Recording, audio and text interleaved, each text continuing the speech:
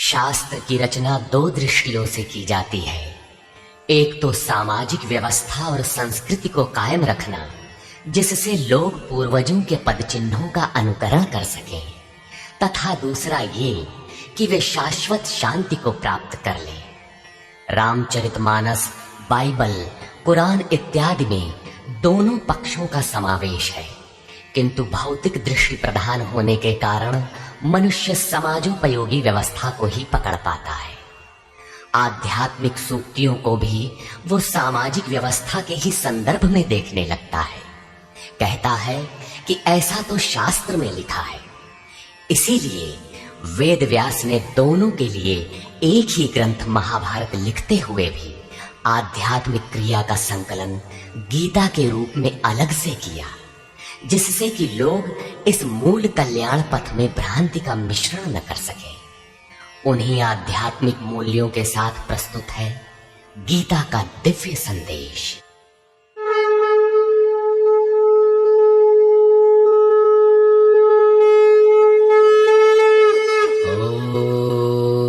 ओम श्री परमात्मने नमः। यथार्थ गीता, श्रीमद् भगवत गीता, अथ तृतीयो अध्याय। अध्याय 2 में भगवान श्री कृष्ण ने बताया कि यह बुद्धि तेरे लिए ज्ञान मार्ग के विषय में कही गई।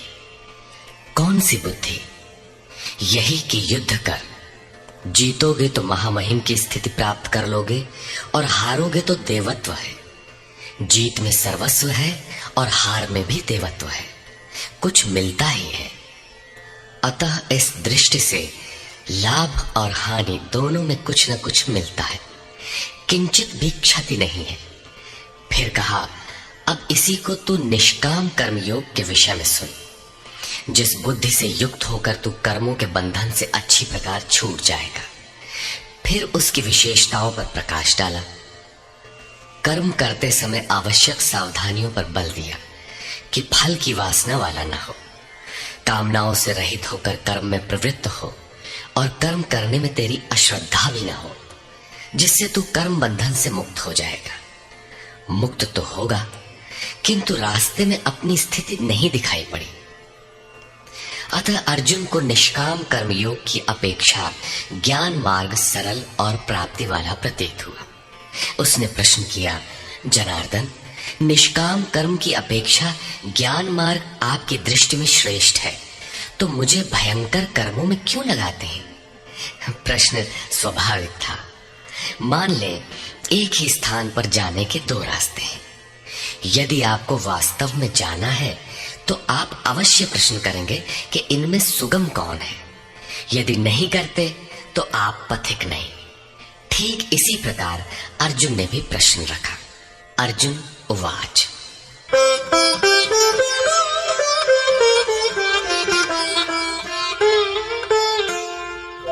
जायसी चेत् कर्मणस्ते मता बुद्धिर्जनार्दन तत्किं कर्मणि घोरे मां नियोजयसि केशव। जनों पर दया करने वाले जनार्दन, यदि निष्काम कर्मयोग की अपेक्षा ज्ञान योग आपको श्रेष्ठ मान्य है, तो हे केशव, आप मुझे भयंकर कर्मयोग में क्यों लगाते हैं? निष्काम कर्मयोग में अर्जुन को भयंकरता दिखाई पड़ी, क्योंकि इसमें कर्म करने में ही तेरा अधिकार है, फल में कभी नहीं। कर्म करने में अश्रद्धा भी ना हो और निरंतर समर्पण के साथ योग पर दृष्टि रखते हुए कर्म में लगा रहे।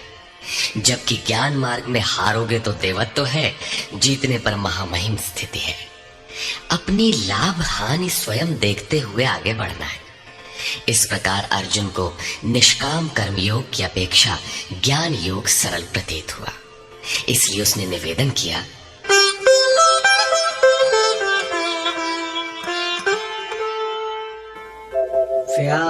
व्यामिश्रेणेव वाक्येन बुद्धिं मोहयसीव मे तदेकं वद निश्चित्य येन श्रेयोऽहमाप्नुयाम्।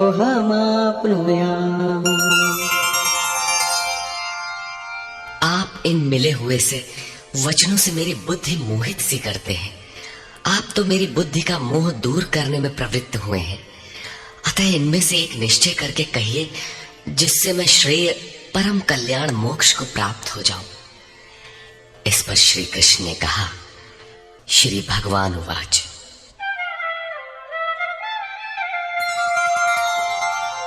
लोकेऽस्मिन् द्विविधा निष्ठा पुरा प्रोक्ता मया नघ। ज्ञानयोगेन सांख्यानां कर्मयोगेन योगिनाम्। निष्पाप अर्जुन, इस संसार में सत्य शोध की दो धाराएं मेरे द्वारा पहले कही गई हैं। पहले का तात्पर्य कभी सत्य युग या त्रेता में नहीं, बल्कि अभी जिसे दूसरे अध्याय में कह आए हैं। ज्ञानियों के लिए ज्ञान मार्ग और योगियों के लिए निष्काम कर्म योग बताया गया है। दोनों ही मार्गों के अनुसार कर्म तो करना ही पड़ेगा, कर्म अनिवार्य है। न कर्मणामनारम्भात् नैष्कर्म्यं पुरुषोऽश्नुते। न च सन्न्यसनादेव सिद्धिं समधिगच्छति। अर्जुन, मनुष्य न तो कर्मों को न आरंभ करने से निष्कर्मता की अंतिम स्थिति को प्राप्त होता है और न आरंभ की हुई क्रिया को त्यागने मात्र से भगवत प्राप्ति रूपी परम सिद्धि को ही प्राप्त होता है। अब तुझे ज्ञान मार्ग अच्छा लगे या निष्काम कर्म मार्ग, दोनों में कर्म तो करना ही पड़ेगा। प्रायः इस स्थल पर लोग भगवत पथ में संक्षिप्त मार्ग और बचाव ढूंढने लगते हैं।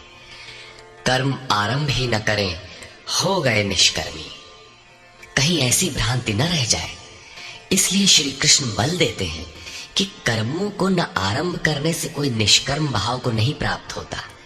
शुभाशुभ कर्मों का जहां अंत है, परम निष्कर्मता की उस स्थिति को कर्म करके ही पाया जा सकता है। इसी प्रकार बहुत से लोग कहते हैं, हम तो ज्ञान मार्गी हैं, ज्ञान मार्ग में कर्म है ही नहीं। ऐसा मानकर कर्मों को त्यागने वाले ज्ञानी नहीं होते।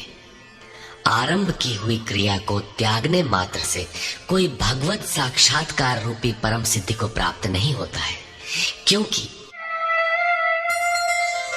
नहि कश्चित् क्षणमपि जातु तिष्ठत्य कर्मकृत्।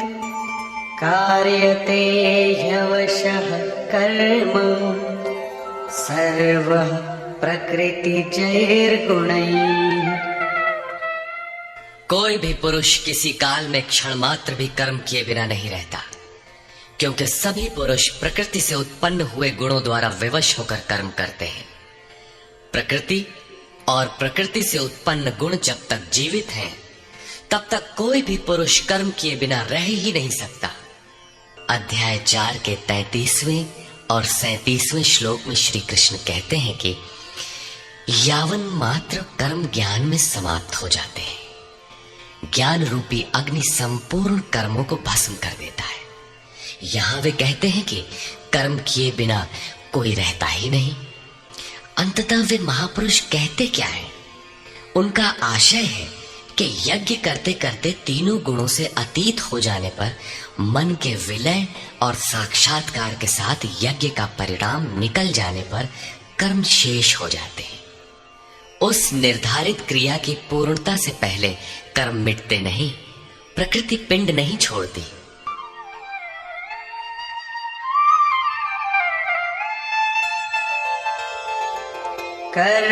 कर्मेन्द्रियाणि संयम्य य आस्ते मनसा स्मरन् इन्द्रियार्थान् विमूढात्मा मिथ्याचार स उच्यते।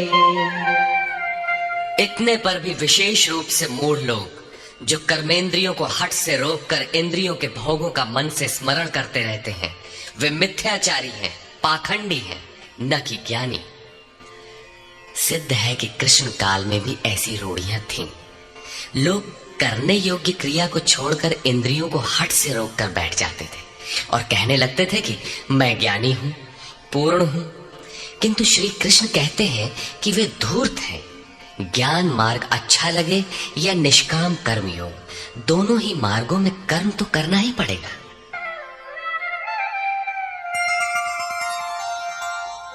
यस्तु इंद्रियाणि मनसा नियम्यारभतेऽर्जुन कर्मेन्द्रियैः कर्मयोगम् असक्तः स विशिष्यते। अर्जुन, जो पुरुष मन से इंद्रियों को वश में करके जब मन में भी वासनाओं का स्फुरण न हो, सर्वथा अनासक्त हुआ कर्मेंद्रियों से कर्मयोग का आचरण करता है, वो श्रेष्ठ है। ठीक है, समझ में आया कि कर्म का आचरण करें, किंतु ये प्रश्न खड़ा होता है कि कौन सा कर्म करें। इस पर कहते हैं, नियतं कुरु कर्म त्वं कर्मजायो ह्यकर्मणः शरीरयात्रापि च ते न प्रसिद्धेद कर्मणः। अर्जुन, तू निर्धारित किए हुए कर्म को कर, अर्थात कर्म तो बहुत से हैं, उनमें से कोई एक चुना हुआ है, उसी नियत कर्म को कर। कर्म न करने की अपेक्षा कर्म करना ही श्रेष्ठ है, इसलिए कि करते रहोगे, थोड़ी भी दूरी तय कर लोगे तो जैसा पीछे बता आए हैं, महान जन्म मरण के भय से उद्धार करने वाला है, इसलिए श्रेष्ठ है। कर्म न करने से तेरी शरीर यात्रा भी सिद्ध नहीं होगी। शरीर यात्रा का अर्थ लोग कहते हैं शरीर निर्वाह। कैसा शरीर निर्वाह? क्या आप शरीर हैं? ये पुरुष जन्म जन्मांतर से, युग युगांतरों से शरीर की यात्रा ही तो करता चला आ रहा है। जैसे वस्त्र जीर्ण हुआ तो दूसरा तीसरा धारण किया, इसी प्रकार कीट पतंग से लेकर मानव तक, ब्रह्मा से लेकर यावन मात्र जगत परिवर्तनशील है। ऊपर नीचे योनियों में बराबर ये जीव शरीरों की ही तो यात्रा कर रहा है। कर्म कोई ऐसी वस्तु है जो इस यात्रा को सिद्ध कर देती है, पूर्ण कर देती है। मान ले एक भी जन्म लेना पड़ा तो यात्रा तो जारी है।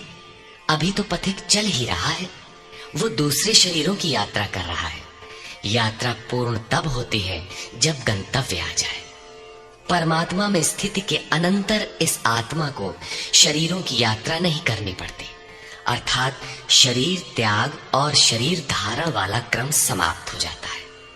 अतः कर्म कोई ऐसी वस्तु है कि इस पुरुष को पुनः शरीरों की यात्रा नहीं करनी पड़ती। मोक्ष से शुभात।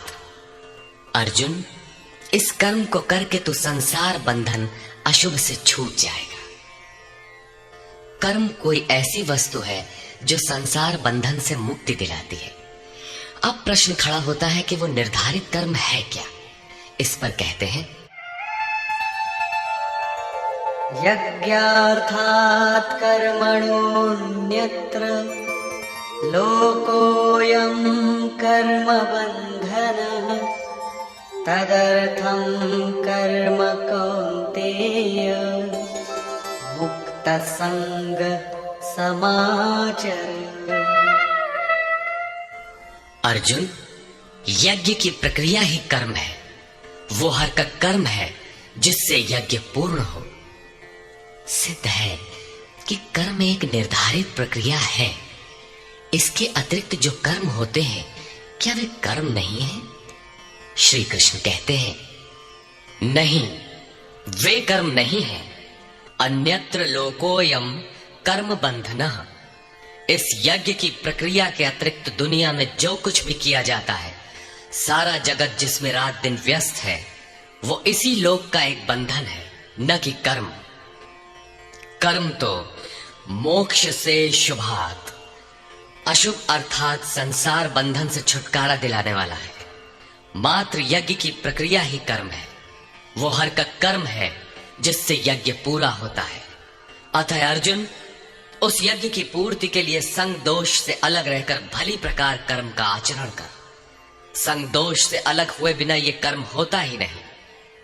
अब हम समझ गए कि यज्ञ की प्रक्रिया ही कर्म है, किंतु यहां पुनः एक नवीन प्रश्न उत्पन्न हो गया कि वो यज्ञ क्या है जिसे किया जाए। इसके लिए पहले यज्ञ को न बताकर श्री कृष्ण बताते हैं कि यज्ञ आया कहां से, ये देता क्या है। उसकी विशेषताओं पर प्रकाश डाला और चौथे अध्याय में जाकर स्पष्ट किया कि यज्ञ क्या है जिसे हम कार्य रूप दें और हमसे कर्म होने लगे। योगेश्वर श्री कृष्ण की शैली से स्पष्ट है कि जिस वस्तु का चित्रण करना है वे पहले उसकी विशेषताओं का चित्रण करते हैं जिससे श्रद्धा जागृत हो।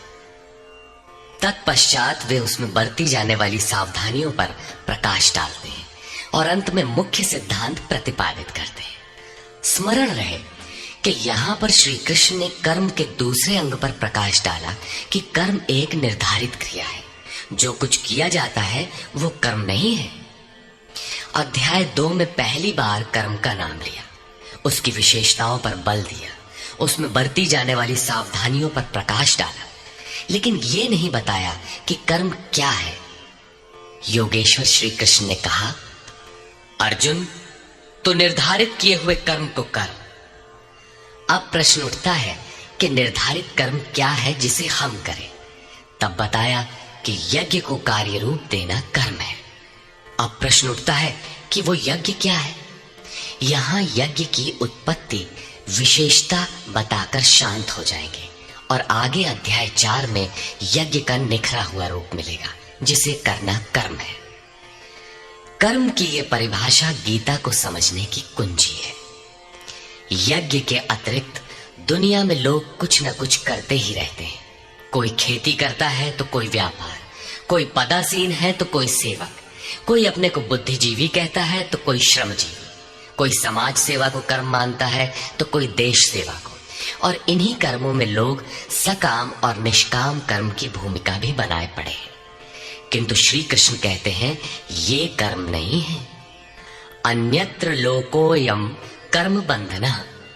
यज्ञ की प्रक्रिया के सिवाय जो कुछ भी किया जाता है वो इसी लोक का बंधनकारी कर्म है, न कि मोक्षद कर्म। वस्तुतः यज्ञ की प्रक्रिया ही कर्म है। अब यज्ञ न बताकर पहले ये बताते हैं कि यज्ञ आया कहां से।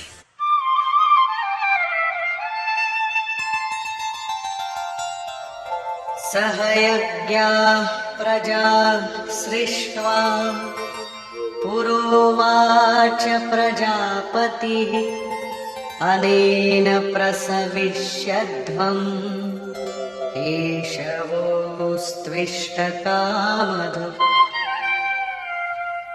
प्रजापति ब्रह्मा ने कल्प के आदि में यज्ञ सहित प्रजा को रचकर कहा कि इस यज्ञ द्वारा वृद्धि को प्राप्त हो। ये यज्ञ तुम लोगों को इष्ट कामधुक, जिसमें अनिष्ट ना हो, विनाश रहित इष्ट संबंधी कामना की पूर्ति करने वाला हो। यज्ञ सहित प्रजा को किसने रचा? प्रजापति ब्रह्मा ने। ब्रह्मा कौन? क्या 4 मुख और 8 आंखों वाला देवता जैसा कि प्रचलित है? नहीं। श्री कृष्ण के अनुसार देवता नाम की कोई अलग सत्ता है ही नहीं। फिर प्रजापति कौन है? वस्तुतः जिसने प्रजा के मूल उद्गम परमात्मा में प्रवेश पा लिया है वो महापुरुष प्रजापति है। बुद्धि ही ब्रह्मा है। अहंकार शिव बुद्धि अज, मन शशि चित्त महान। उस समय बुद्धि यंत्र मात्र होती है। उस महापुरुष की वाणी में परमात्मा ही बोलता है। भजन की वास्तविक क्रिया प्रारंभ हो जाने पर बुद्धि का उत्तरोत्तर उत्थान होता है। प्रारंभ में वो बुद्धि ब्रह्म विद्या से संयुक्त होने के कारण ब्रह्मविद कही जाती है। क्रमशः विकारों का शमन होने पर, ब्रह्म विद्या में श्रेष्ठ होने पर ये ब्रह्म विद्वर कही जाती है। उत्थान और सूक्ष्म हो जाने पर बुद्धि की अवस्था विकसित हो जाती है। वो ब्रह्म विद्वरीयान कहलाती है। उस अवस्था में ब्रह्म विद्वेत्ता पुरुष दूसरों को भी उत्थान मार्ग पर लाने का अधिकार प्राप्त कर लेता है। बुद्धि की पराकाष्ठा है ब्रह्म विद्वरिष्ठ, अर्थात ब्रह्मविद की वो अवस्था जिसमें इष्ट प्रवाहित है। ऐसी स्थिति वाले महापुरुष प्रजा के मूल उद्गम परमात्मा में प्रविष्ट और स्थित रहते हैं। ऐसे महापुरुषों की बुद्धि मात्र यंत्र है, वे ही प्रजापति कहलाते हैं। वे प्रकृति के द्वंद्व का विश्लेषण कर आराधना क्रिया की रचना करते हैं। यज्ञ के अनुरूप संस्कारों का देना ही प्रजा की रचना है। इससे पूर्व समाज अचेत अव्यवस्थित रहता है। सृष्टि अनादि है, संस्कार पहले से ही है, किंतु अस्त व्यस्त विकृत है। यज्ञ के अनुरूप उन्हें ढालना ही रचना या सजाना है। ऐसे महापुरुष ने कल्प के आदि में यज्ञ सहित प्रजा की रचना की। कल्प निरोग बनाता है, वैद्य कल्प देते हैं, कोई कायाकल्प करता है। ये क्षणिक शरीरों का कल्प है।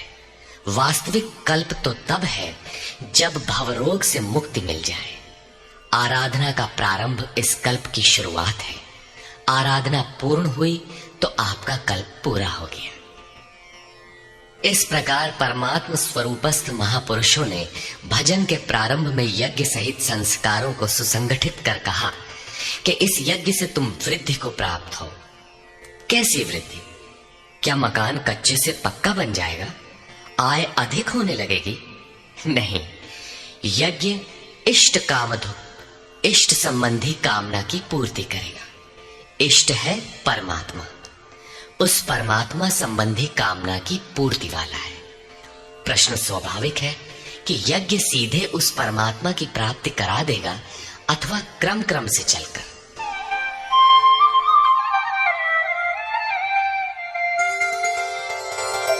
देवान् भावयतानेन ते देवा भावयन्तु वः परस्परं भावयन्तः श्रेयः परमवाप्स्यथ। इस यज्ञ द्वारा देवताओं की उन्नति करो, अर्थात दैवी संपत्ति की वृद्धि करो। वे देवता लोग तुम लोगों की उन्नति करेंगे। इस प्रकार आपस में वृद्धि करते हुए परम श्रेय, जिसके बाद कुछ भी पाना शेष न रहे, ऐसे परम कल्याण को प्राप्त हो जाओ। ज्यों ज्यों हम यज्ञ में प्रवेश करेंगे, आगे यज्ञ का अर्थ होगा आराधना की विधि। त्यों त्यों हृदय देश में दैवी संपत्ति अर्जित होती चली जाएगी। परम देव एकमात्र परमात्मा है। उस परम देव में प्रवेश दिला देने वाली जो संपद है, अंतःकरण की जो सजातीय प्रवृत्ति है, उसी को दैवी संपत्ति कहते हैं। वो परम देव को संभव करती है, इसलिए दैवी संपत्ति कही जाती है, न कि बाहरी देवता जैसा लोग कल्पना कर लेते हैं। योगेश्वर श्री कृष्ण के शब्दों में उनका कोई अस्तित्व नहीं है। आगे कहते हैं,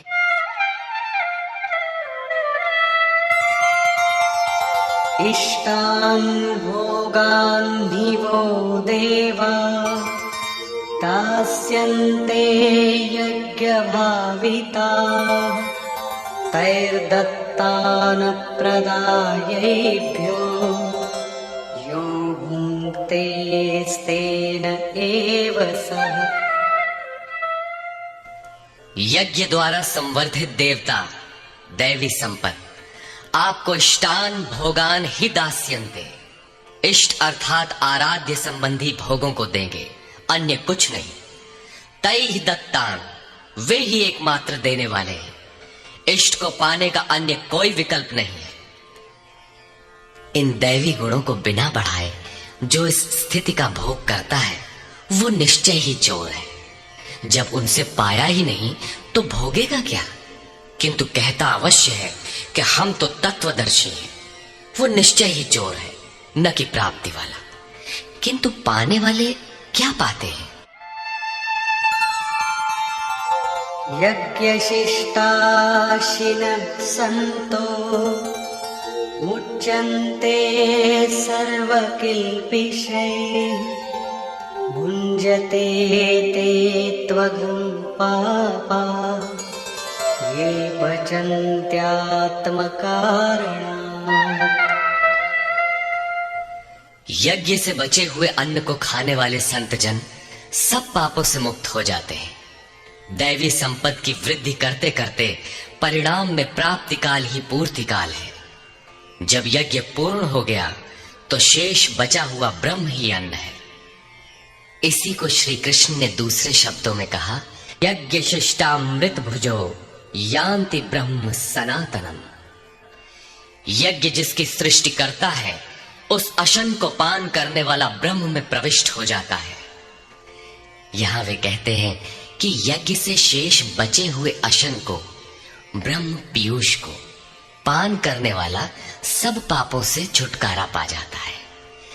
संत जन तो छूट जाते हैं, किंतु पापी लोग मोह के माध्यम से उत्पन्न शरीरों के लिए बचते हैं।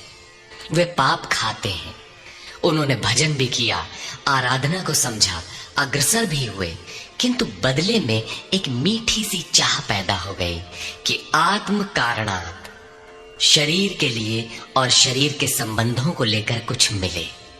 उसे मिल तो जाएगा, किंतु उतने भोग के पश्चात वो अपने को वहीं खड़ा पाएगा जहां से चलना प्रारंभ किया था।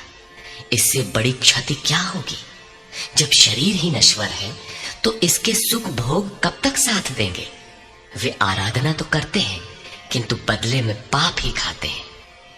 पलट सुधाते सठ विष लेहि, वो नष्ट तो नहीं होगा किंतु आगे नहीं बढ़ेगा। इसीलिए श्री कृष्ण निष्काम भाव से कर्म भजन करने पर बल देते हैं। अभी तक श्री कृष्ण ने बताया कि यज्ञ परम श्रेय देता है और उसकी रचना महापुरुषों द्वारा होती है, किंतु वे महापुरुष प्रजा की रचना में क्यों प्रवृत्त होते हैं? इस पर कहते हैं,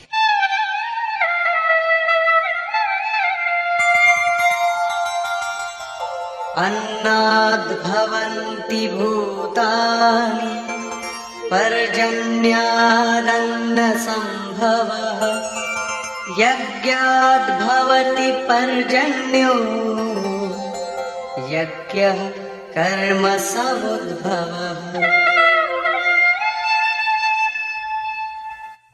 कर्म ब्रह्मोद्भवं विद्धि ब्रह्माक्षर समुद्भवम् तस्मात् सर्वगतं ब्रह्म नित्यं यज्ञे प्रतिष्ठितम्। संपूर्ण प्राणी अन्न से उत्पन्न होते हैं। अन्नम ब्रह्म व्यजानात्, अन्न परमात्मा ही है। उस ब्रह्म पीयूष को ही उद्देश्य बनाकर प्राणी यज्ञ की ओर अग्रसर होता है। अन्न की उत्पत्ति वृष्टि से होती है, बादलों से होने वाली वर्षा नहीं अपितु कृपा वृष्टि। पूर्व संचित यज्ञ कर्म ही कृपा के रूप में बरस पड़ता है। आज की आराधना कल कृपा के रूप में मिलेगी। इसीलिए वृष्टि यज्ञ से होती है।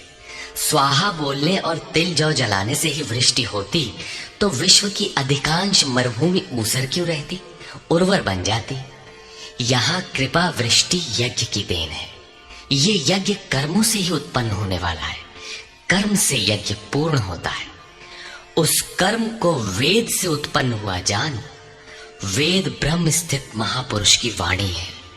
जो तत्व विदित नहीं है उसकी प्रत्यक्ष अनुभूति का नाम वेद है, न कि कुछ श्लोक संग्रह।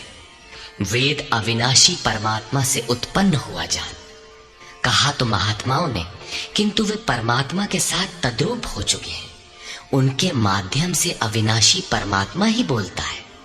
इसलिए वेद अपौरुषेय कहे जाते हैं। महापुरुष वेद कहां से पा गए? तो वेद अविनाशी परमात्मा से उत्पन्न हुआ। वे महापुरुष उससे तद्रूप है। वे मात्र यंत्र हैं, इसलिए उनके द्वारा वही बोलता है, क्योंकि यज्ञ के द्वारा ही मन के निरोध काल में वो विदित होता है। इससे सर्वव्यापी परम अक्षर परमात्मा सर्वदा यज्ञ में ही प्रतिष्ठित है। यज्ञ ही उसे पाने का एकमात्र उपाय है। इसी पर बल देते हैं,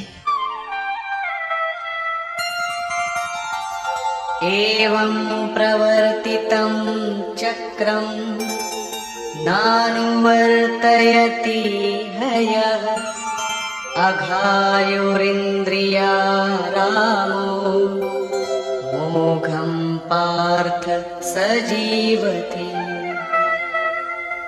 हे पार्थ, जो पुरुष इसी लोक में मनुष्य शरीर प्राप्त कर इस प्रकार चलाए हुए साधन चक्र के अनुसार नहीं बरतता, अर्थात दैवी संपत्ति का उत्कर्ष, देवताओं की वृद्धि और परस्पर वृद्धि के द्वारा अक्षय धाम को प्राप्त करना, इस क्रम के अनुसार जो नहीं बरतता, इंद्रियों का आराम चाहने वाला वो पापायु पुरुष व्यर्थ ही जीता है। बंधुओं, योगेश्वर श्री कृष्ण ने अध्याय 2 में कर्म का नाम लिया और इस अध्याय में बताया कि नियत कर्म का आचरण कर। यज्ञ की प्रक्रिया ही कर्म है। इसके सिवाय जो कुछ किया जाता है वो इसी लोक का बंधन है। इसीलिए संग दोष से अलग रहकर उस यज्ञ की पूर्ति के लिए कर्म का आचरण कर। उन्होंने यज्ञ की विशेषताओं पर प्रकाश डाला और बताया कि यज्ञ की उत्पत्ति ब्रह्मा से है। प्रजा अन्न को उद्देश्य बनाकर उस यज्ञ में प्रवृत्त होती है। यज्ञ कर्म से और कर्म अपौरुषेय वेद से उत्पन्न होते हैं, जबकि वेद मंत्रों के दृष्टा महापुरुष ही थे।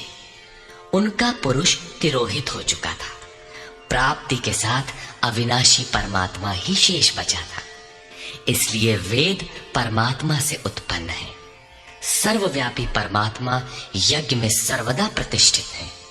इस साधन चक्र के अनुसार जो नहीं बरतता, वो पापायु पुरुष इंद्रियों का सुख चाहने वाला है, व्यर्थ ही जीता है। अर्थात यज्ञ ऐसी विधि विशेष है जिसमें इंद्रियों का आराम नहीं है, अपितु अक्षय सुख है। इंद्रियों के संयम के साथ इसमें लगने का विधान है। इंद्रियों का आराम चाहने वाले पापायु हैं। अभी तक श्री कृष्ण ने नहीं बताया है कि यज्ञ है क्या, परंतु क्या यज्ञ करते ही रहेंगे या इसका कभी अंत भी होगा? इस पर योगेश्वर कहते हैं, यस्त्वात्मरतिरेव स्यात् आत्मतृप्तश्च मानवः आत्मन्येव च सन्तुष्टः तस्य कार्यं न विद्यते। परंतु जो मनुष्य आत्मा में ही रत, आत्मतृप्त और आत्मा में ही संतुष्ट है, उसके लिए कोई कर्तव्य नहीं रह जाता। यही तो लक्ष्य था। जब अव्यक्त सनातन अविनाशी आत्म तत्व प्राप्त हो गया तो आगे ढूंढे किसे? ऐसे पुरुष के लिए न कर्म की आवश्यकता है न किसी आराधना की।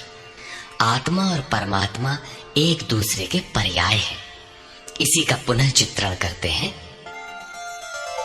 नैव तस्य कृतेनार्थो नाकृतेनेह कश्चन न चास्य सर्वभूतेषु कश्चिदर्थव्यपाश्रयः।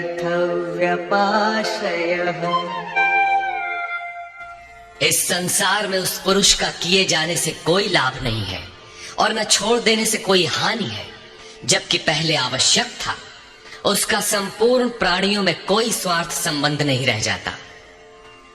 आत्मा ही तो शाश्वत, सनातन, अव्यक्त, अपरिवर्तनशील और अक्षय है। जब उसी को पा लिया, उसी से संतुष्ट, उसी से तृप्त, उसी में ओतप्रोत और स्थित है, आगे कोई सत्ता ही नहीं तो किसको खोजें? मिलेगा क्या? उस पुरुष के लिए कर्म छोड़ देने से कोई हानि भी नहीं है, क्योंकि विकार जिस पर अंकित होते हैं वो चित्त ही न रहा। उसका संपूर्ण भूतों में, बाह्य जगत और आंतरिक संकल्पों की परत में लेश मात्र भी अर्थ नहीं रहता। सबसे बड़ा अर्थ तो था परमात्मा। जब वही उपलब्ध है तो दूसरों से उसका क्या प्रयोजन होगा? तस्मादसक्तः सततं कार्यं कर्म समाचर असक्तो ह्याचरन् कर्म परमाप्नोति पुरुषः। इस स्थिति को प्राप्त करने के लिए तू अनासक्त हुआ। निरंतर कार्यम कर्म, जो करने योग्य कर्म है, उस कर्म को अच्छी प्रकार कर, क्योंकि अनासक्त पुरुष कर्म के आचरण से परमात्मा को प्राप्त होता है। नियत कर्म, कार्यम कर्म एक ही है। कर्म की प्रेरणा देते हुए वे कहते हैं,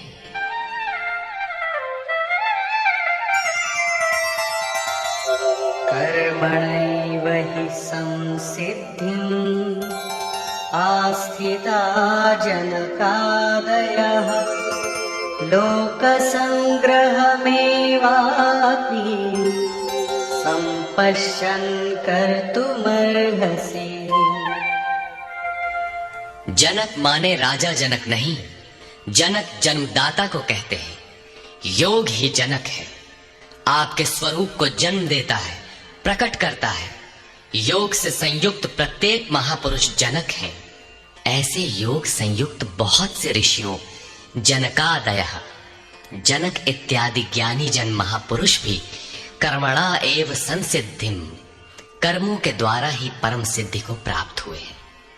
परम सिद्धि माने परम तत्व परमात्मा की प्राप्ति। जनक इत्यादि जितने भी पूर्व में होने वाले महर्षि हुए हैं, इस कार्यम कर्म के द्वारा जो यज्ञ की प्रक्रिया है, इस कर्म को करके ही संसिद्धिम, परम सिद्धि को प्राप्त हुए।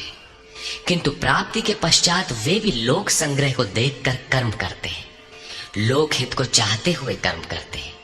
अतः तू भी प्राप्ति के पश्चात लोक नायक बनने के लिए कार्य करने के ही योग्य है। क्यों? यद्यदाचरति श्रेष्ठः तत्तदेवेतरो जनः स यत्प्रमाणं कुरुते लोकस्तदनुवर्तते। श्रेष्ठ पुरुष जो जो आचरण करता है, अन्य पुरुष भी उसके अनुसार ही करते हैं। वो महापुरुष जो कुछ प्रमाण कर देता है, संसार उसका अनुसरण करता है। पहले श्री कृष्ण ने स्वरूप में स्थित आत्मतृप्त महापुरुष की रहनी पर प्रकाश डाला कि उसके लिए कर्म किए जाने से न कोई लाभ और न छोड़ने से कोई हानि। फिर भी जनकादि कर्म में भली प्रकार बरतते थे। वहां उन महापुरुषों से श्री कृष्ण धीरे से अपनी तुलना कर देते हैं कि मैं भी एक महापुरुष हूं। न मे पार्थास्ति कर्तव्यम् त्रिषु लोकेषु किंचन नानवाप्तमवाप्तव्यम् वर्त एव च कर्मणि। हे पार्थ, मुझे तीनों लोकों में कोई कर्तव्य नहीं है। पीछे कह आए हैं कि उस महापुरुष का समस्त भूतों में कोई कर्तव्य नहीं है। यहां कहते हैं तीनों लोकों में मुझे कुछ भी कर्तव्य शेष नहीं है, तथा किंचन मात्र प्राप्त होने योग्य वस्तु अप्राप्त नहीं है। तब भी मैं कर्म में भली प्रकार बरतता हूं। क्यों? यदि ह्यहं न वर्तेयम् जातु कर्मण्यतन्द्रितः मम वर्तमानुवर्तन्ते मनुष्याः पार्थ सर्वशः। क्योंकि यदि मैं सावधान होकर कदाचित कर्म में न बरतूं तो मनुष्य मेरे बर्ताव के अनुसार बरतने लग जाएंगे। तो क्या आपका अनुकरण भी बुरा है? श्री कृष्ण कहते हैं हां। उत्सीदेयुरिमे लोका न कुर्यां कर्म चेदहम् संकरस्य च कर्ता स्याम् उपहन्यामिमाः प्रजाः। यदि मैं सावधान होकर कर्म न करूं तो ये सब लोग भ्रष्ट हो जाएं और मैं संकरस्य, वर्ण संकर का करने वाला हूं तथा इन सारी प्रजा का हनन करने वाला, मारने वाला बनूं। स्वरूप में स्थित महापुरुष सतर्क रहकर यदि आराधना क्रम में न लगे रहें तो समाज उनकी नकल करके भ्रष्ट हो जाएगा। महापुरुष ने तो आराधना पूर्ण करके परम नैष्कर्म्य की स्थिति को पाया है। वे न करें तो उनके लिए कोई हानि नहीं है, किंतु समाज ने तो अभी आराधना आरंभ ही नहीं की। पीछे वालों के मार्गदर्शन के लिए ही महापुरुष कर्म करते हैं। मैं भी करता हूं। अर्थात श्री कृष्ण एक महापुरुष थे, न कि बैकुंठ से आए हुए कोई विशेष भगवान। उन्होंने कहा कि महापुरुष लोक संग्रह के लिए कर्म करता है, मैं भी करता हूं। यदि न करूं तो लोगों का पतन हो जाए, सभी कर्म छोड़ बैठेंगे। मन बड़ा चंचल है, ये सब कुछ चाहता है, केवल भजन नहीं चाहता। यदि स्वरूपस्थ महापुरुष कर्म न करें तो देखा देखी पीछे वाले भी तुरंत कर्म छोड़ देंगे। उन्हें बहाना मिल जाए कि ये भजन नहीं करते, पान खाते हैं, इत्र लगाते हैं, सामान्य बातें करते हैं, फिर भी महापुरुष कहलाते हैं। ऐसा सोचकर वे भी आराधना से हट जाते हैं, पतित हो जाते हैं। श्री कृष्ण कहते हैं कि यदि मैं कर्म न करूं तो सब भ्रष्ट हो जाए और मैं वर्ण संकर का कर्ता बनूं। स्त्रियों के दूषित होने से वर्ण संकर तो देखा सुना जाता है। अर्जुन भी इसी के भय से विकल था कि स्त्रियां दूषित होंगी तो वर्ण संकर पैदा होंगे। किंतु श्री कृष्ण कहते हैं यदि मैं सावधान होकर आराधना में लगा न रहूं तो वर्ण संकर का कर्ता हो। वस्तुतः आत्मा का शुद्ध वर्ण है परमात्मा। अपने शाश्वत स्वरूप के पथ से भटक जाना वर्ण संकरता है। यदि स्वरूपस्थ महापुरुष क्रिया में नहीं बरतता तो लोग उनके अनुकरण में क्रिया रहित हो जाएंगे, आत्म पथ से भटक जाएंगे, वर्ण संकर हो जाएंगे, वे प्रकृति में खो जाएंगे। स्त्रियों का सतीत्व एवं नस्ल की शुद्धता एक सामाजिक व्यवस्था है, अधिकारों का प्रश्न है। समाज के लिए उसकी उपयोगिता भी है, किंतु माता पिता की भूलों का संतान की साधना पर कोई प्रभाव नहीं पड़ता। आपन करनी पार उतरनी। हनुमान, व्यास, वशिष्ठ, नारद, शुकदेव, कबीर, ईसा इत्यादि अच्छे महापुरुष हुए, जबकि सामाजिक कुलीनता से इनका संपर्क नहीं है। आत्मा अपने पूर्व जन्म के गुण धर्म लेकर आता है। श्री कृष्ण कहते हैं मनः षष्ठानीन्द्रियाणि प्रकृतिस्थानी कर्षति। मन सहित इंद्रियों से जो कार्य इस जन्म में होता है उनके संस्कार लेकर जीवात्मा पुराने शरीर को त्याग कर नवीन शरीर में प्रवेश कर जाता है। इसमें जन्मदाताओं का क्या लगा? उनके विकास में कोई अंतर नहीं आया। अतः स्त्रियों के दूषित होने से वर्ण संकर नहीं होता। स्त्रियों के दूषित होने और वर्ण संकर से कोई संबंध नहीं है। शुद्ध स्वरूप की ओर अग्रसर न होकर प्रकृति में बिखर जाना ही वर्ण संकर है।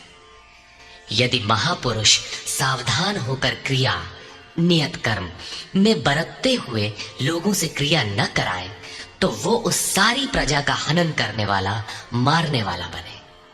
साधना क्रम में चलकर उस मूल अविनाशी की प्राप्ति ही जीवन है और प्रकृति में बिखरे रहना, भटक जाना मृत्यु है। किंतु वो महापुरुष इस सारी प्रजा को यदि क्रिया पथ पर नहीं चलाता, उस सारी प्रजा को बिखराव से रोककर सतपथ पर नहीं चलाता, तो वो सारी प्रजा का हनन करने वाला हत्यारा है, हिंसक है और क्रमशः चलते हुए जो चला लेता है वो शुद्ध अहिंसा है। गीता के अनुसार शरीर का निधन, नश्वर कलेवरों का निधन मात्र परिवर्तन है, हिंसा नहीं। सक्ता कर्मण्य विद्वांसो यथा कुर्वन्ति भारत कुर्याद् विद्वांस तथा सक्तः चिकीर्षुर्लोक संग्रहम्। हे भारत, कर्म में आसक्त हुए अज्ञानी जन जैसे कर्म करते हैं, वैसे ही अनासक्त हुआ विद्वान पूर्ण ज्ञाता भी लोक हृदय में प्रेरणा और कल्याण संग्रह चाहता हुआ कर्म करे। यज्ञ की विधि जानते और करते हुए भी हम अज्ञानी हैं। ज्ञान का अर्थ है प्रत्यक्ष जानकारी। जब तक लेश मात्र भी हम अलग है, आराध्य अलग है, तब तक अज्ञान विद्यमान है। जब तक अज्ञान है तब तक कर्म में आसक्ति रहती है। अज्ञानी जितनी आसक्ति से आराधना करता है उसी प्रकार अनासक्त। जिसे कर्मों से प्रयोजन नहीं है तो आसक्ति क्यों होगी? ऐसा पूर्ण ज्ञाता महापुरुष भी लोकहित के लिए कर्म करे, दैवी संपत्ति का उत्कर्ष करे, जिससे समाज उस पर चल सके। न बुद्धिभेदं जनयेत् अज्ञानां कर्मसङ्गिनां जोषयेत् सर्वकर्माणि विद्वान् युक्तः समाचरन्। ज्ञानी पुरुषों को चाहिए कि कर्मों में आसक्ति वाले अज्ञानियों की बुद्धि में भ्रम न पैदा करें, अर्थात स्वरूपस्थ महापुरुष ध्यान दें कि उनके किसी आचरण से पीछे वालों के मन में कर्म के प्रति अश्रद्धा न उत्पन्न हो जाए। परमात्म तत्व से संयुक्त महापुरुष को भी चाहिए कि स्वयं भली प्रकार नियत कर्म करता हुआ उनसे करावे। यही कारण था कि पूज्य महाराज जी वृद्धावस्था में भी रात के 2 बजे ही उठकर बैठ जाए, खांसने लगे। 3 बजे बोलने लगे, उठो मिट्टी के पुतलो। सब उठकर चिंतन में लग जाए तो स्वयं थोड़ा लेट जाए। कुछ देर बाद फिर उठकर बैठ जाए, कहें, तुम लोग सोचते हो कि महाराज सो रहे हैं, किंतु मैं सोता नहीं, श्वास में लगा हूं। वृद्धावस्था का शरीर है, बैठने में कष्ट होता है, इसी से मैं पड़ा रहता हूं। लेकिन तुम्हें तो स्थिर और सीधे बैठकर चिंतन में लगना है। जब तक तैल धारा के सदृश श्वास की डोरी न लग जाए, क्रम न टूटे, अन्य संकल्प बीच में व्यवधान उत्पन्न न कर सके, तब तक सतत लगे रहना साधक का धर्म है। मेरी श्वास तो बांस की तरह स्थिर खड़ी है। यही कारण है कि अनुयायियों से कराने के लिए वो महापुरुष भली प्रकार कर्म में बरतता है। जिस गुण को सिखावे उसे करके दिखावे। इस प्रकार स्वरूपस्थ महापुरुष को भी चाहिए कि स्वयं कर्म करता हुआ साधकों को भी आराधना में लगाए रहे। साधक भी श्रद्धा पूर्वक आराधना में लगे, किंतु चाहे ज्ञान योगी हो अथवा समर्पण भाव वाला निष्काम कर्म योगी हो, साधक में साधना का अहंकार नहीं आना चाहिए। कर्म किसके द्वारा होते हैं, उसके होने में कौन कारण है, इस पर श्री कृष्ण प्रकाश डालते हैं।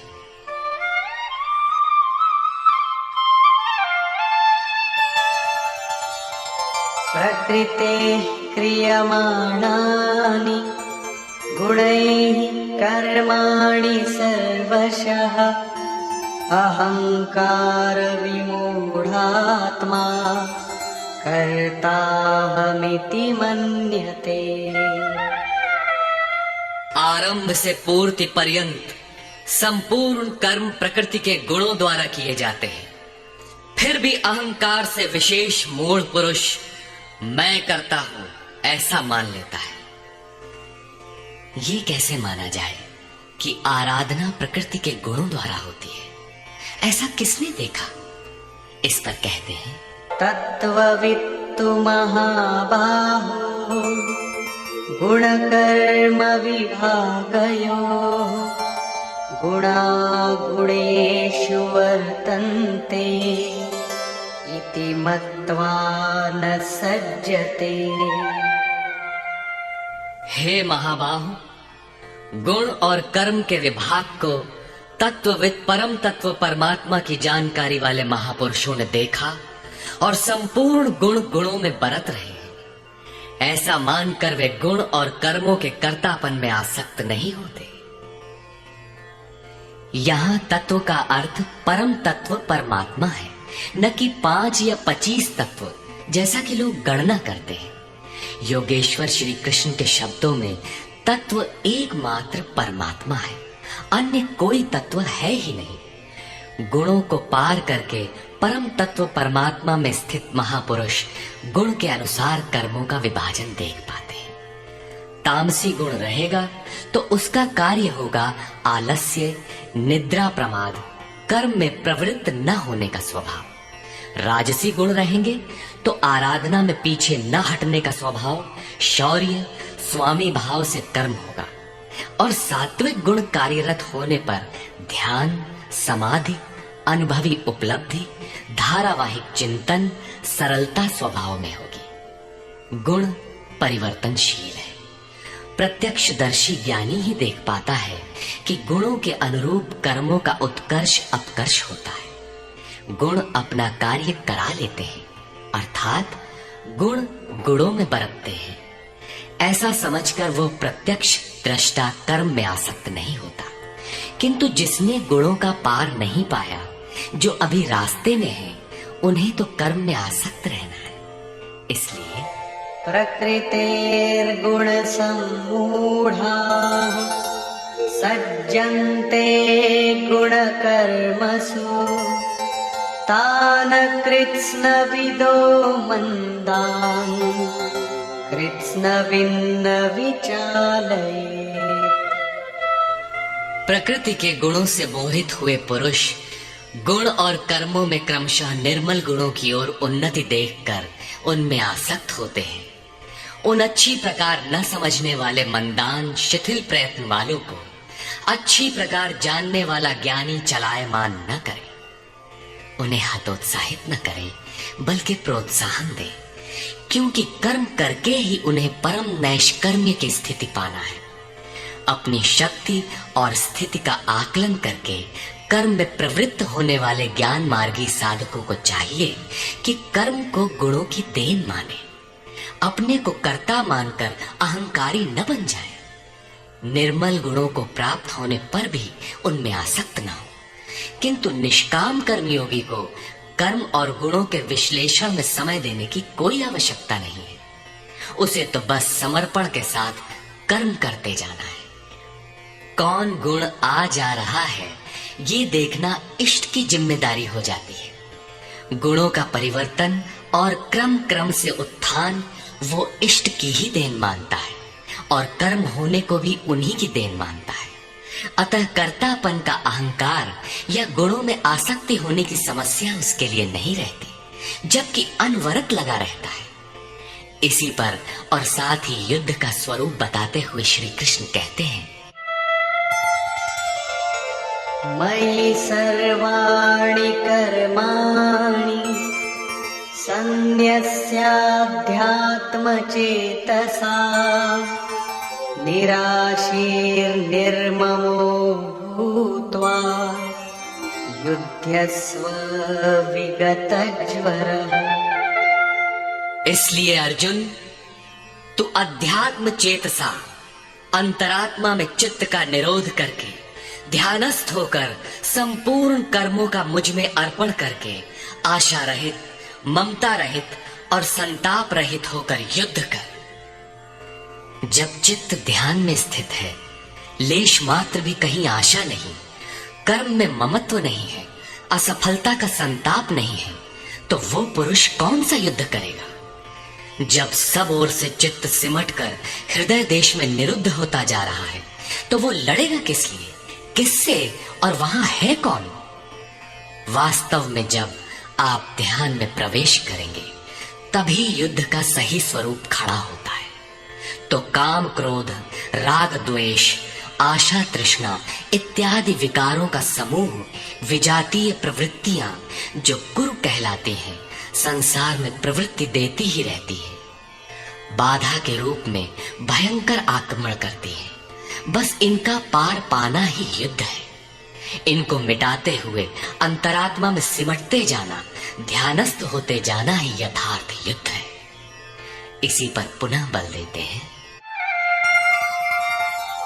ये मे मतमिदं नित्यम् अनुतिष्ठन्ति मानवाः श्रद्धावन्तो न सूयन्तो मुच्यन्ते तेऽपि कर्मभिः। अर्जुन, जो कोई मनुष्य दोष दृष्टि से रहित होकर श्रद्धा भाव समर्पण से संयुक्त हुआ, सदा मेरे इस मत के अनुसार बरतते हैं कि युद्ध कर, वे पुरुष भी संपूर्ण कर्मों से छूट जाते हैं। योगेश्वर का यह आश्वासन किसी हिंदू, मुसलमान या ईसाई के लिए नहीं, अपितु मानव मात्र के लिए है। उनका मत है कि युद्ध कर, इससे ऐसा प्रतीत होता है कि ये उपदेश युद्ध वालों के लिए था। अर्जुन के समक्ष तो सौभाग्य से विश्व युद्ध की संरचना थी। आपके सामने तो कोई युद्ध नहीं है। आप गीता के पीछे क्यों पड़े? क्योंकि कर्मों से छूटने का उपाय तो युद्ध करने वालों के लिए है, किंतु ऐसा कुछ नहीं है। वस्तुतः ये अंतर्देश की लड़ाई है। क्षेत्र और क्षेत्रज्ञ का, विद्या और अविद्या का, धर्म क्षेत्र और कुरुक्षेत्र का संघर्ष है। आप ज्यों-ज्यों ध्यान में चित्त का निरोध करेंगे, विजातीय प्रवृत्ति बाधा के रूप में प्रत्यक्ष होती है, भयंकर आक्रमण करती है। उसका शमन करते हुए चित्त का निरोध करते जाना ही युद्ध है। जो दोष दृष्टि से रहित होकर श्रद्धा के साथ इस युद्ध में लगता है, वो कर्मों के बंधन से, आवागमन से भली प्रकार छुटकारा पा जाता है। जो इस युद्ध में प्रवृत्त नहीं होता, उसकी क्या गति होती है? इस पर कहते हैं, ये त्वेतदभ्यसूयन्तो नानुतिष्ठन्ति मे मतम् सर्वज्ञानविमूढांस्तान् विद्धि नष्टान चेतसः। जो दोष दृष्टि वाले अचेतस, मोह निशा में अचेत लोग मेरे इस मत के अनुसार नहीं बरतते, अर्थात ध्यानस्थ होकर आशा, ममता, संताप रहित होकर समर्पण के साथ युद्ध नहीं करते। सर्वज्ञान विमूढ़ान, ज्ञान पथ में सर्वथा मोहित उन लोगों को तू कल्याण से भ्रष्ट हुआ ही जान। जब यही सही है तो लोग करते क्यों नहीं? इस पर कहते हैं, सदृशं चेष्टते स्वस्याः प्रकृतेर्ज्ञानवानपि प्रकृतिं यान्ति भूतानि निग्रहः किं करिष्यति। सभी प्राणी अपनी प्रकृति को प्राप्त होते हैं, अपने स्वभाव से परवश होकर कर्म में भाग लेते हैं। प्रत्यक्षदर्शी ज्ञानी भी अपनी प्रकृति के अनुसार चेष्टा करता है। प्राणी अपने कर्मों में बरतते हैं और ज्ञानी अपने स्वरूप में। जैसा जिसकी प्रकृति का दबाव है, वैसा ही कार्य करता है। ये स्वयं सिद्ध है। इसमें निराकरण कोई क्या करेगा? यही कारण है कि सभी लोग मेरे मत के अनुसार कर्म में प्रवृत्त नहीं हो पाते। वे आशा, ममता, संताप का, दूसरे शब्दों में राग द्वेष का त्याग नहीं कर पाते, जिससे कर्म का सम्यक आचरण नहीं हो पाता। इसी को और स्पष्ट करते हैं और दूसरा कारण बताते हैं, इन्द्रियस्येन्द्रियस्यार्थे रागद्वेषौ व्यवस्थितौ तयोर्नवशमागच्छेत् तौ ह्यस्य परिपन्थिनौ। इंद्रिय और इंद्रियों के भोगों में राग और द्वेष स्थित है। इन दोनों के वश में नहीं होना चाहिए, क्योंकि इस कल्याण मार्ग में कर्मों से छूट जाने वाली प्रणाली में ये राग और द्वेष दुर्धर्ष शत्रु है, आराधना का अपहरण कर ले जाते हैं। जब शत्रु भीतर है तो बाहर कोई किसी से क्यों लड़ेगा? शत्रु तो इंद्रिय और भोगों के संसर्ग में है, अंतःकरण में है। अतः ये युद्ध भी अंतःकरण का युद्ध है, क्योंकि शरीर ही क्षेत्र है जिसमें सजातीय विजातीय दोनों प्रवृत्तियां, विद्या और अविद्या रहती हैं, जो माया के दो अंग हैं। इन्हीं प्रवृत्तियों का पार पाना, सजातीय प्रवृत्ति को साध कर विजातीय का अंत करना युद्ध है। विजातीय समाप्त होने पर सजातीय का उपयोग समाप्त हो जाता है। स्वरूप का स्पर्श करके सजातीय का भी उसके अंतराल में विलय हो जाना, इस प्रकार प्रकृति का पार पाना युद्ध है, जो ध्यान में ही संभव है।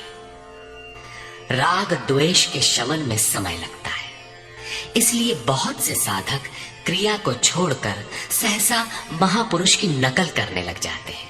श्री कृष्ण इससे सावधान करते हैं।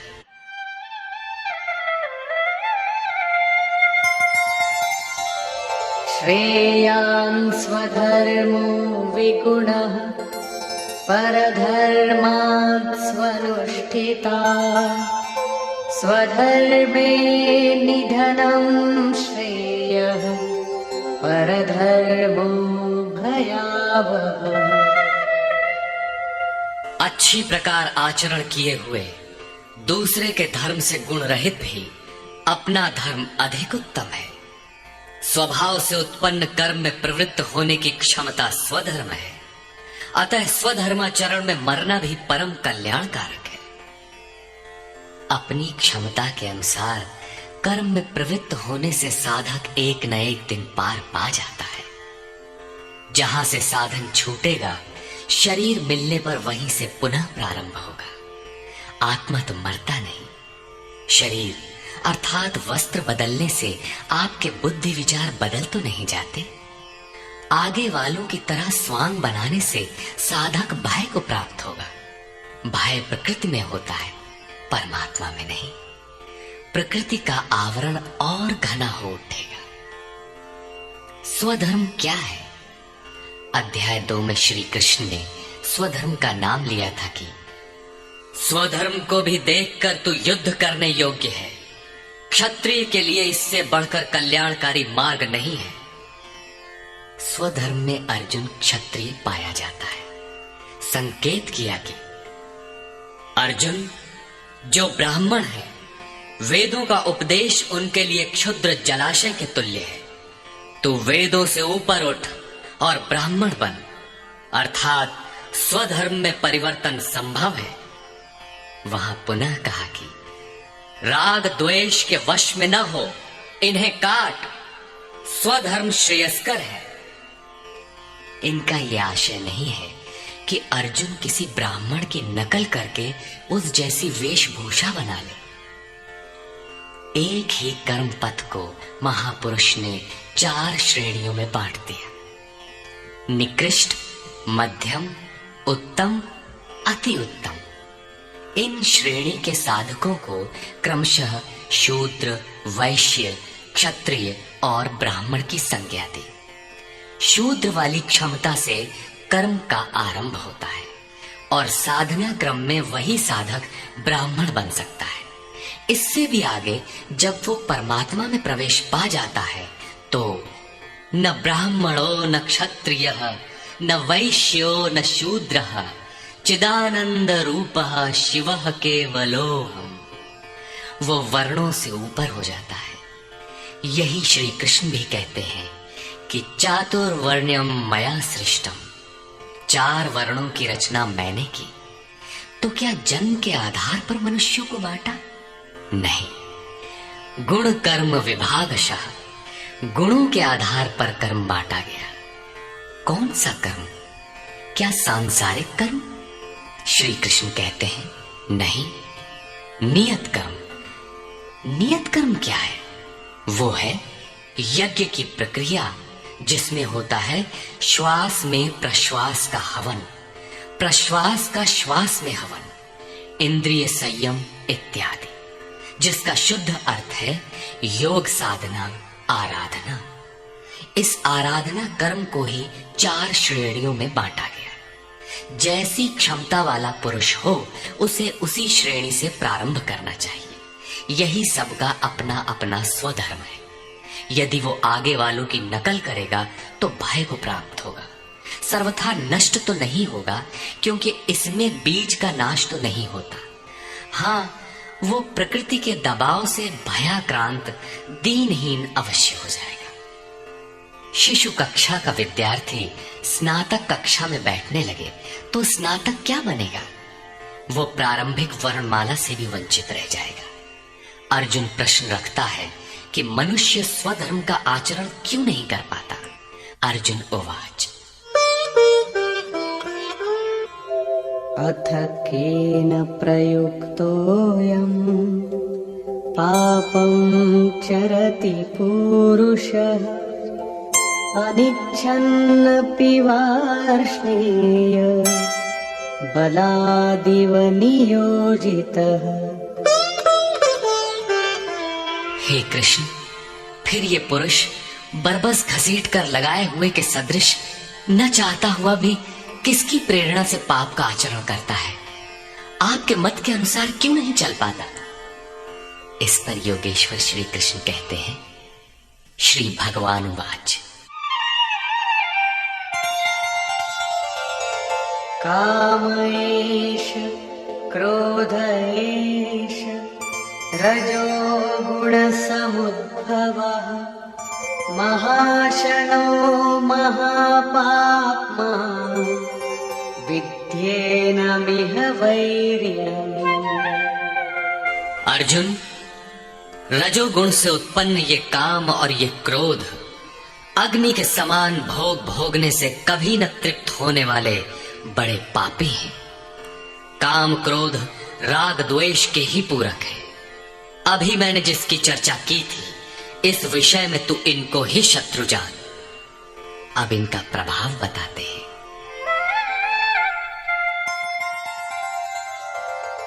धूमेन व्रियते वह्निः यथादर्शो मलेन च यथोल्बेन वृतो गर्भः तथा तेनेदमावृतम्।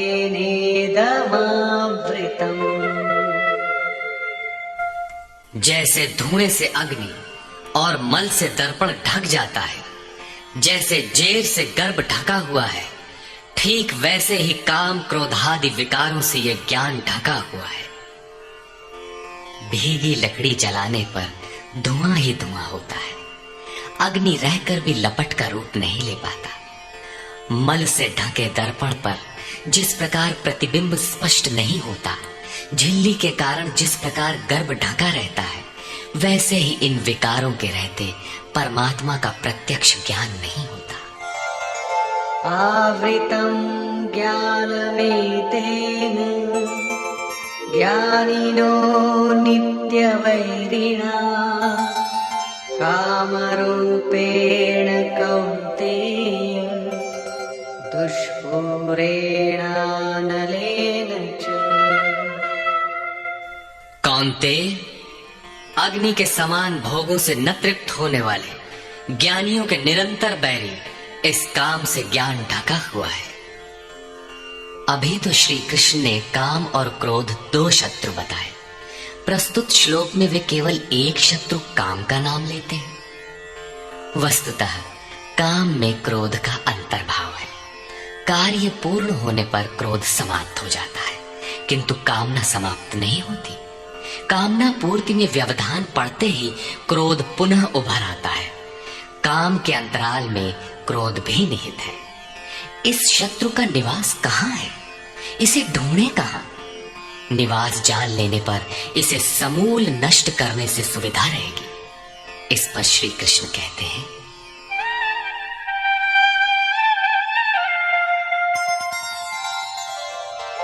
इन्द्रियाणि मनो बुद्धि अस्याधिष्ठानमुच्यते एतैर्विमोहयत्येष ज्ञानमावृत्य देहिनम्।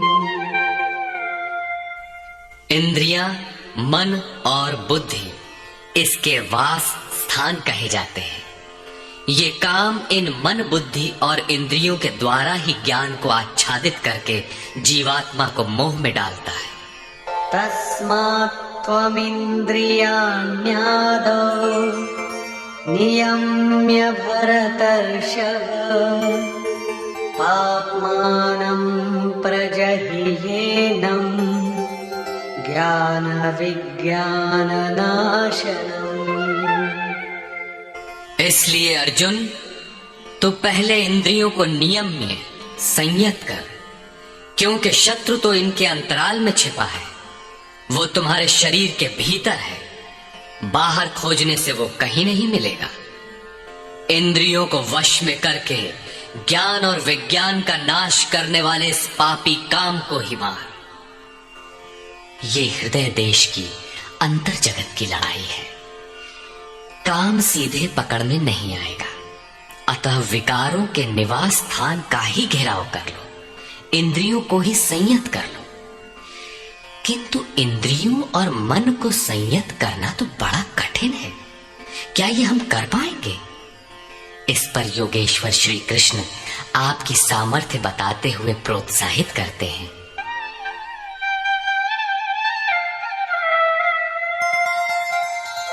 इन्द्रियाणि पराण्याहुः इन्द्रियेभ्यः परं मनः मनसस्तु परा बुद्धिः यो बुद्धेः परतस्तु सः। अर्जुन, इस शरीर से तू इंद्रियों को परे अर्थात सूक्ष्म और बलवान जान। इंद्रियों से परे मन है, ये उनसे भी बलवान है। मन से परे बुद्धि है, और जो बुद्धि से भी अत्यंत परे है वो तुम्हारा आत्मा है, वही हो तुम। इसलिए इंद्रियों, मन और बुद्धि का निरोध करने में तुम सक्षम हो। एवं बुद्धेः परं बुद्ध्वा संस्तभ्यात्मानमात्मना जहि शत्रुं महाबाहो कामरूपं दुरासदम्। इस प्रकार बुद्धि से परे अर्थात सूक्ष्म और बलवान अपने आत्मा को जानकर, आत्म बल को समझकर, बुद्धि के द्वारा अपने मन को वश में करके अर्जुन, इस काम रूपी दुर्जय शत्रु को मार। काम एक दुर्जय शत्रु है। इंद्रियों के द्वारा ये आत्मा को मोहित करता है, तो अपनी शक्ति समझकर, आत्मा को बलवान समझकर काम रूपी शत्रु को मारना है। कहने की आवश्यकता नहीं है कि ये शत्रु आंतरिक है और युद्ध भी अंतर्देश का ही है। निष्कर्ष, बहुधा गीता प्रेमी व्याख्याताओं ने इस अध्याय को कर्म योग का नाम दिया है, किंतु यह संगत नहीं है। दूसरे अध्याय में योगेश्वर ने कर्म का नाम लिया। उन्होंने कर्म के महत्व का प्रतिपादन कर उसमें कर्म जिज्ञासा जागृत की, और इस अध्याय में उन्होंने कर्म को परिभाषित किया कि यज्ञ की प्रक्रिया ही कर्म है। सिद्ध है कि यज्ञ कोई निर्धारित दिशा है। इसके अतिरिक्त जो कुछ भी किया जाता है वह इसी लोक का बंधन है। श्री कृष्ण जिसे कहेंगे वह कर्म मोक्ष से अशुभा, संसार बंधन से छुटकारा दिलाने वाला कर्म है। श्री कृष्ण ने यज्ञ की उत्पत्ति बताई, वह देता क्या है, उसकी विशेषताओं का चित्रण किया, यज्ञ करने पर बल दिया। उन्होंने कहा, इस यज्ञ की प्रक्रिया ही कर्म है। जो नहीं करते वे पापायु, आराम चाहने वाले व्यर्थ जीते हैं।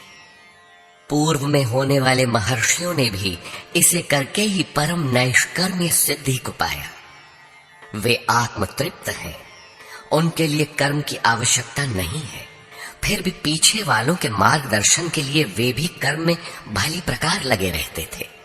उन महापुरुषों से श्री कृष्ण ने अपनी तुलना की कि मेरा भी अब कर्म करने से कोई प्रयोजन नहीं है, किंतु मैं भी पीछे वालों के हित के लिए ही कर्म में बरतता हूँ। श्री कृष्ण ने स्पष्ट अपना परिचय दिया कि वे एक योगी थे। उन्होंने कर्म में प्रवृत्त साधकों को चलायमान न करने को कहा, क्योंकि कर्म करके ही उन साधकों को स्थिति प्राप्त करनी है। यदि नहीं करेंगे तो नष्ट हो जाएंगे। इस कर्म के लिए ध्यानस्थ होकर युद्ध करना है। आंखें बंद हैं, इंद्रियों से सिमटकर चित्त का निरोध हो चला तो युद्ध कैसा। उस समय काम, क्रोध, राग, द्वेष बाधक होते हैं। इन विजातीय प्रवृत्तियों का पार पाना ही युद्ध है। आसुरी संपद कुरुक्षेत्र विजातीय प्रवृत्ति को शनैः शनैः छाटते हुए ध्यानस्थ होते जाना ही युद्ध है। वस्तुतः ध्यान में ही युद्ध है।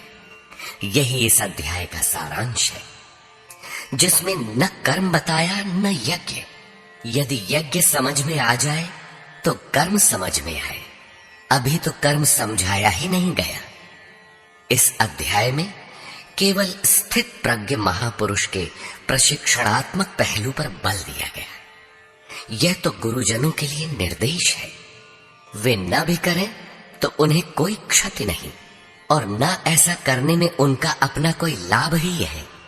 किंतु जिन साधकों को परम गति अभीष्ट है, उनके लिए विशेष कुछ कहा ही नहीं। तो यह कर्मयोग कैसे है?